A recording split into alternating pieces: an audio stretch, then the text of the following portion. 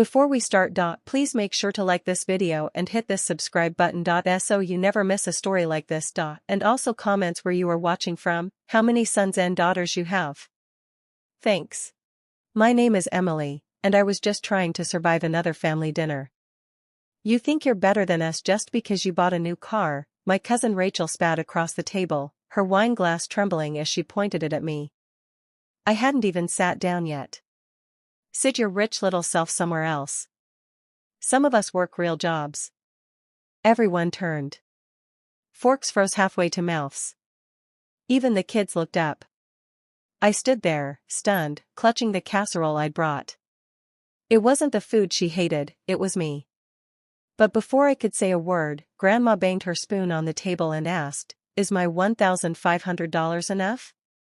Continue, next 6-line paragraphs in same tone and rhythm. I blinked. Everyone did. Like the air had been sucked out of the room. Rachel's insult was still hanging there, bitter and sharp, and then Grandma threw that number like a grenade on top of it. $1,500? What was she talking about? Why would she even say that, now of all times? But I knew that look in her eyes. It wasn't confusion. It wasn't dementia. It was deliberate.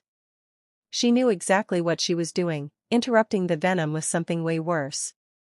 And sure enough, it worked.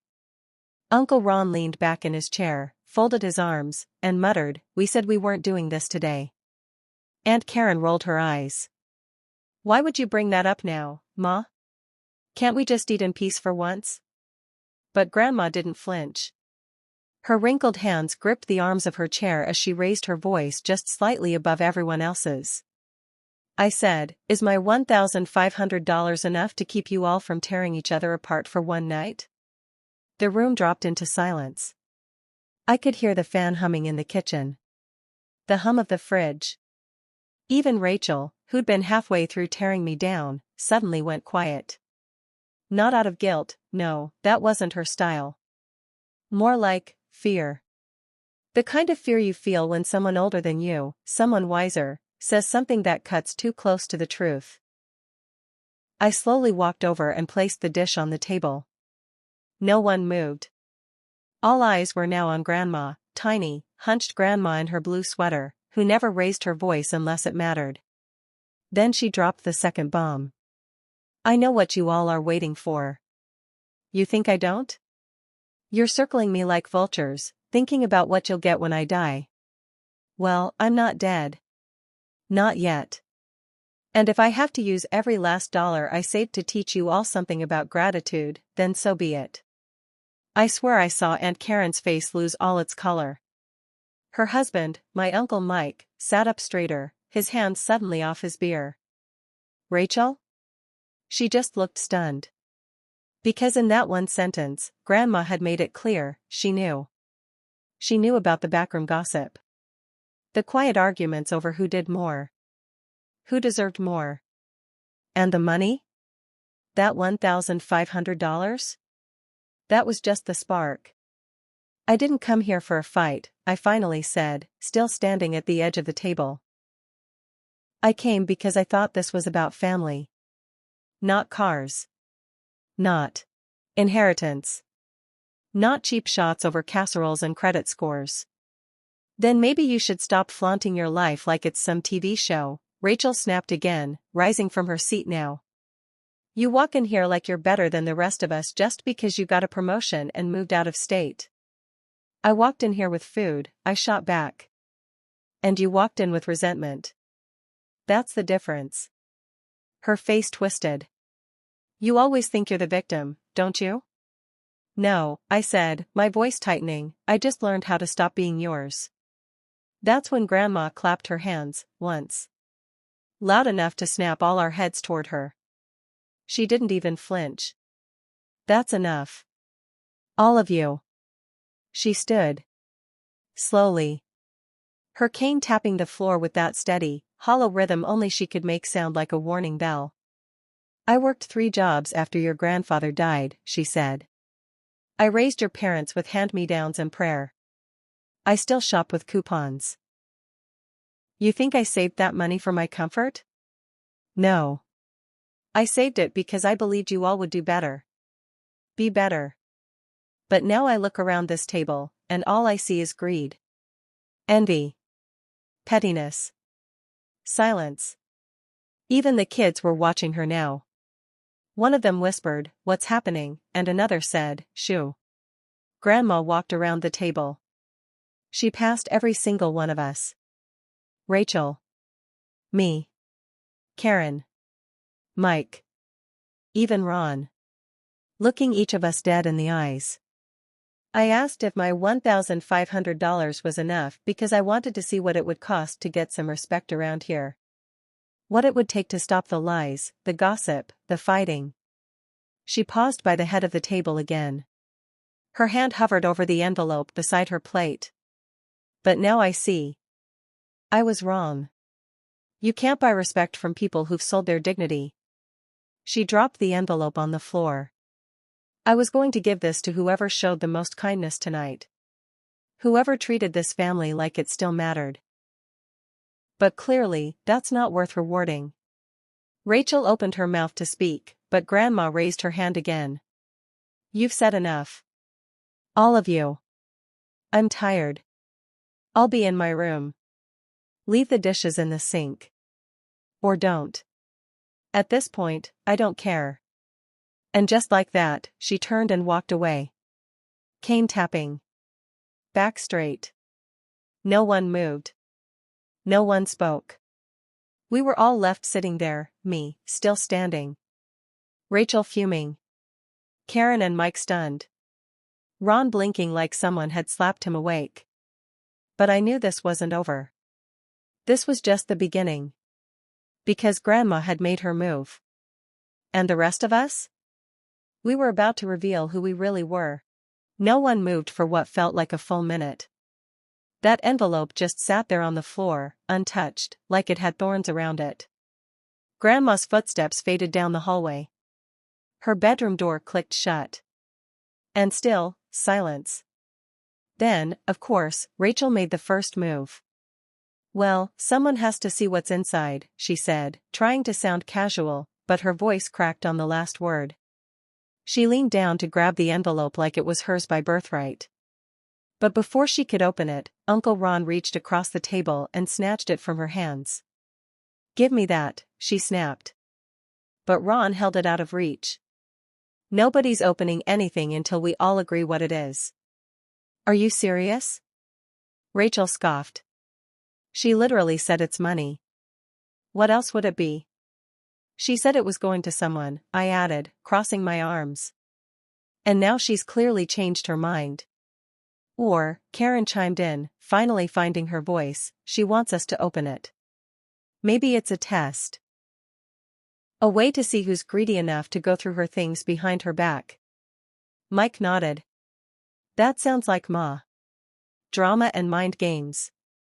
I stood there watching all of them circle around this piece of paper like it was treasure. Like Grandma wasn't still alive down the hall. Like Dignity had just exited the house with her cane.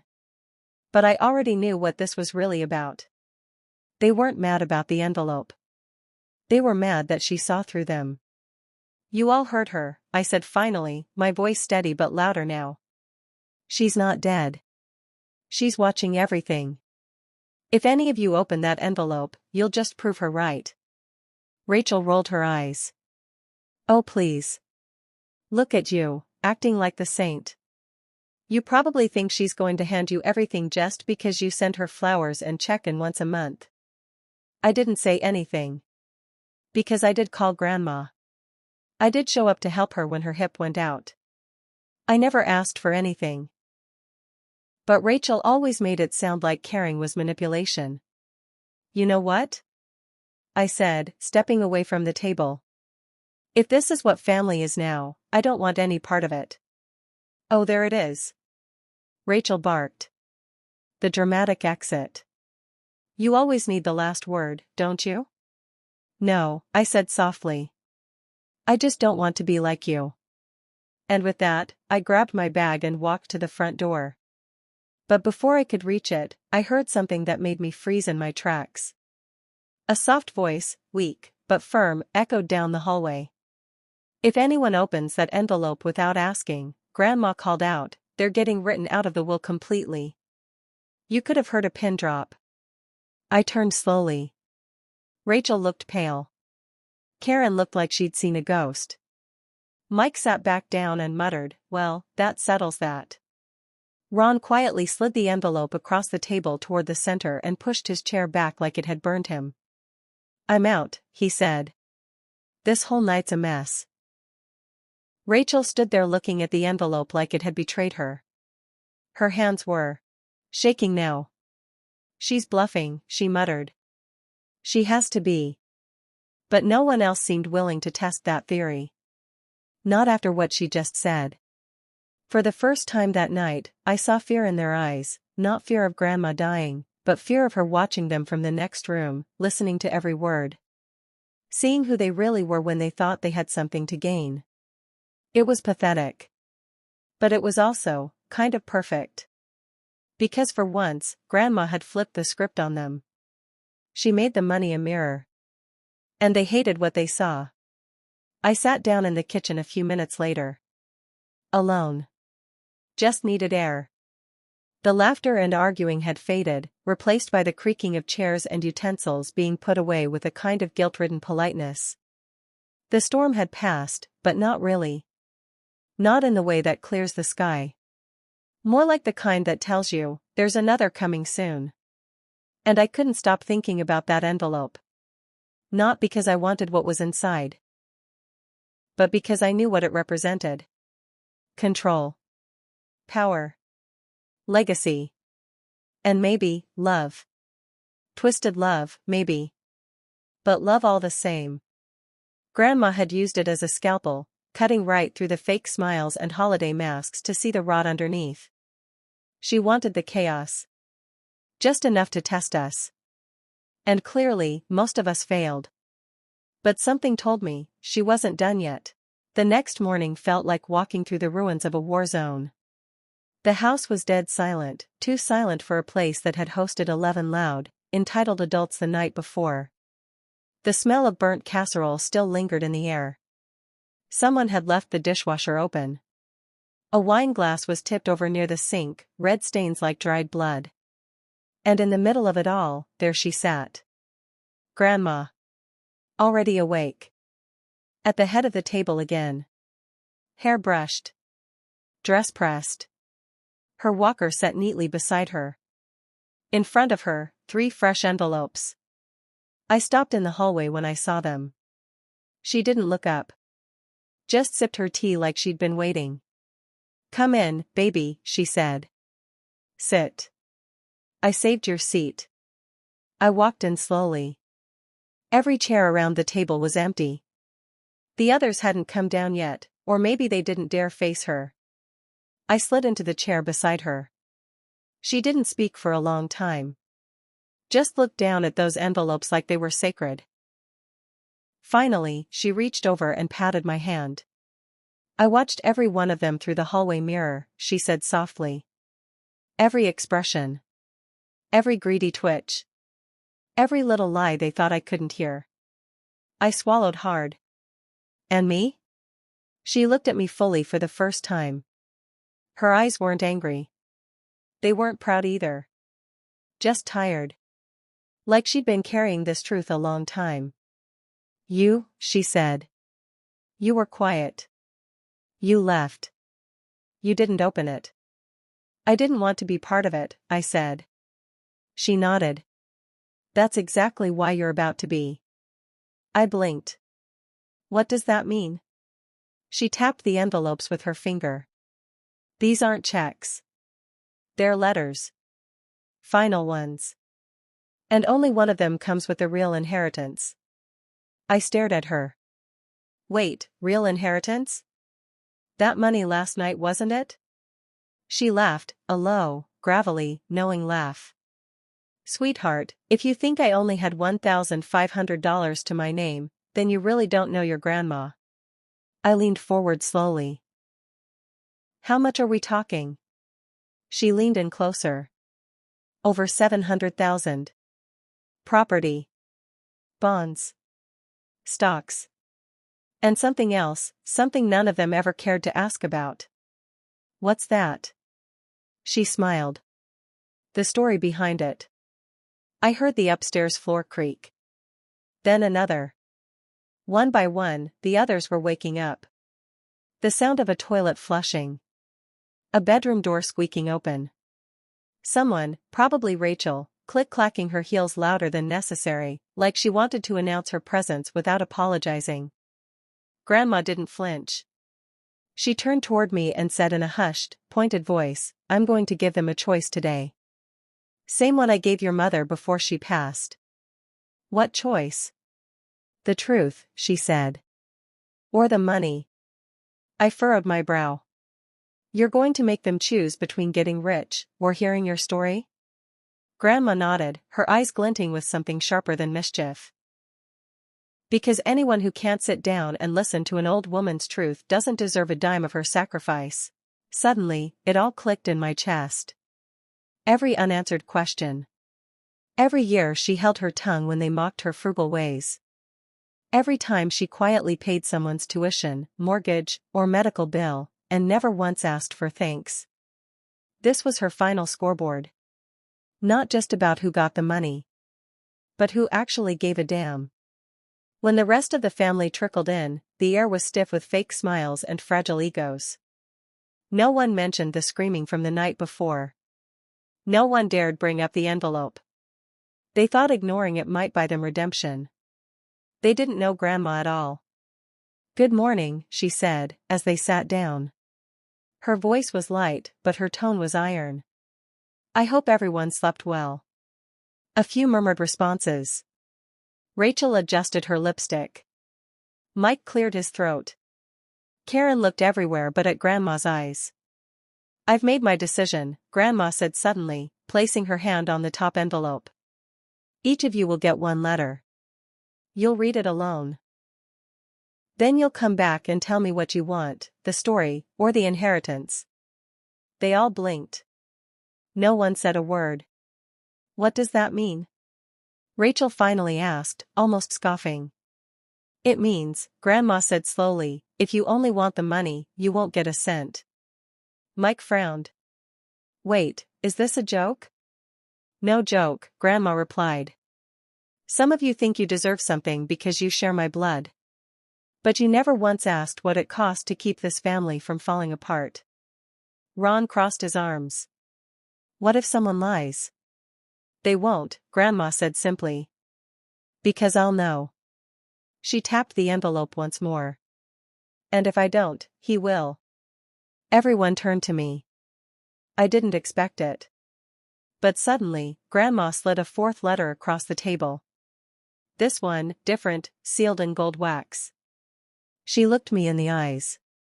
"You're the executor now." They each took their letter into a different room, like it was some sacred ritual. Grandma had written their names in cursive on the envelopes: Karen, Rachel, Mike, Ron. Each one was shaking slightly as they took theirs. Maybe they expected checks. Maybe apologies. Maybe a bribe wrapped in a bow. What they got was truth. I waited in the living room, clutching the gold-sealed envelope Grandma had handed me, the one that named me the executor. I hadn't opened it yet. I wasn't ready.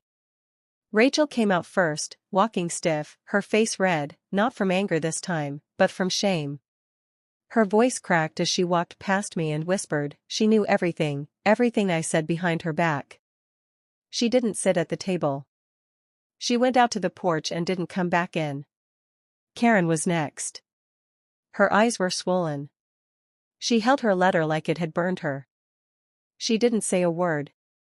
Just sat down slowly and stared at her hands like they belonged to someone else. Then came Ron. He didn't look angry. He looked terrified. He walked straight up to Grandma, dropped the letter on the table, and said, "I didn't know about Dad. About how he left you like that. I thought you were always just bitter. I didn't know he emptied the account.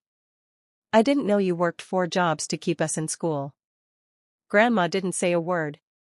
Just stared at him. waiting. Then came Mike. Except, his hands were empty. And his voice? Fake. Sweet. Coated in sugar and poison. Well, he said, I think we all need to move forward. The past is the past, and what matters is what we do now. I, for one, forgive you, Grandma. For the manipulation, for the trauma dump. It's all a lot for an old woman to carry, I get it. The room fell silent. You didn't read your letter, did you? I asked him. He turned to me, all charm. Of course I did. Grandma didn't blink. Where is it, then? Mike shrugged. I may have misplaced it. But I got the message. I stood. Something felt wrong. He was lying. And Grandma knew it. That's interesting, she said quietly, reaching into her cardigan pocket. Because I made copies of every single letter. Mike's smile faded. She pulled out the original letter with his name, the real one. His hand twitched at his side. I knew at least one of you would try to cheat, she said. And you were always the fastest liar.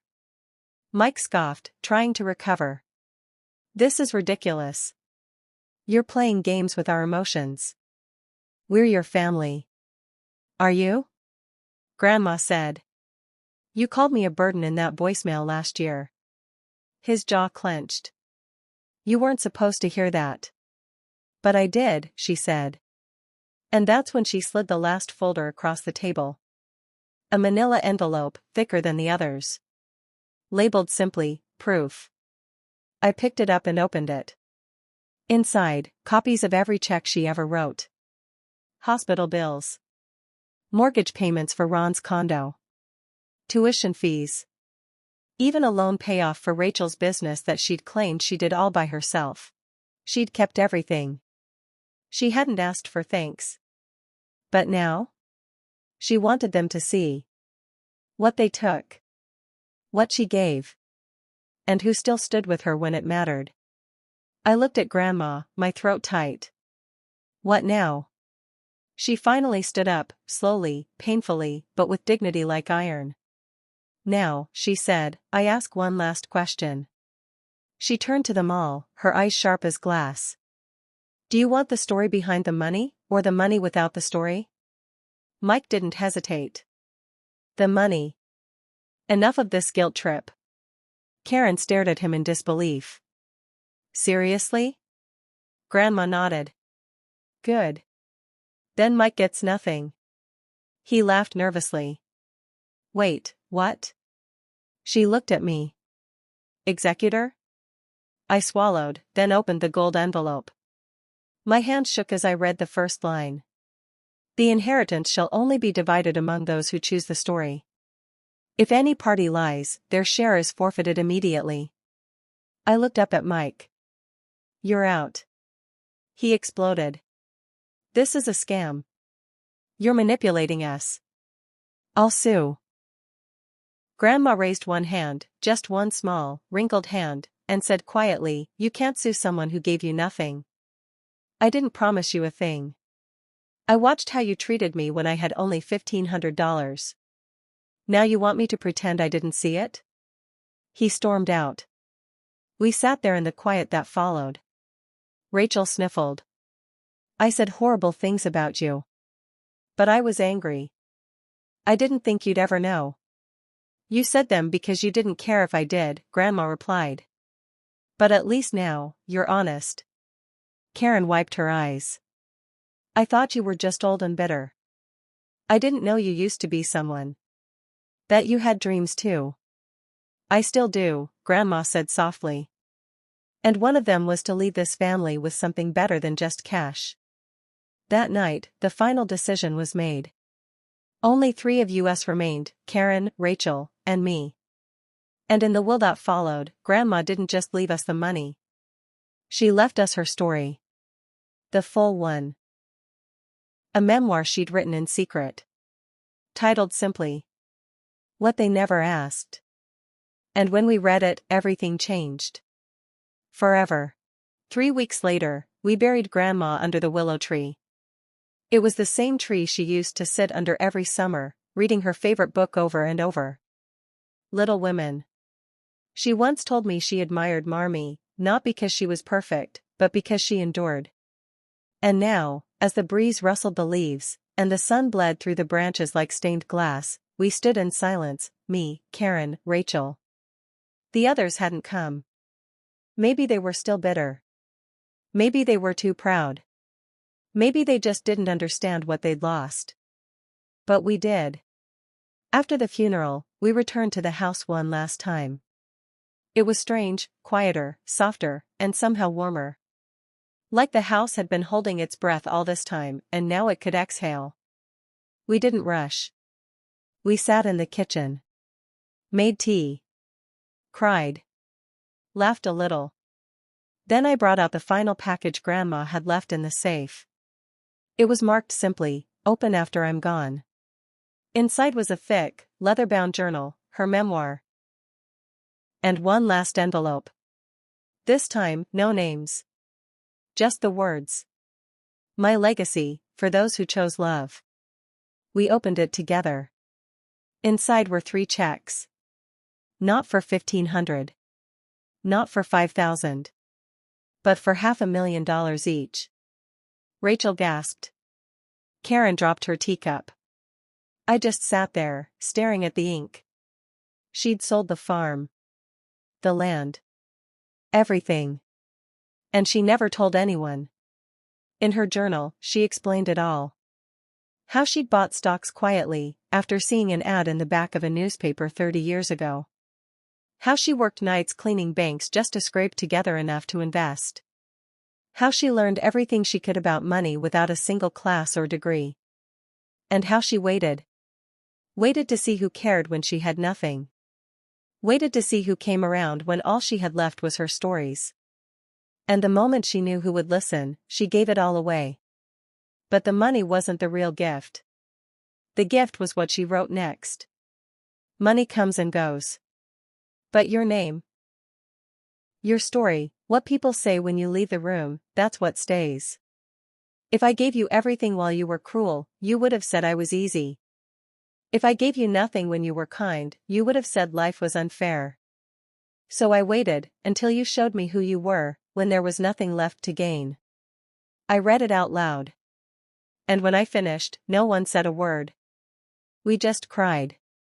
Not for the money. But because someone had loved us enough to see us at our worst, and still leave us her best. Now, every year on her birthday, we meet under the willow tree. Not because she asked us to. But because we want to. We bring the journal. We read passages. And we add pages of our own.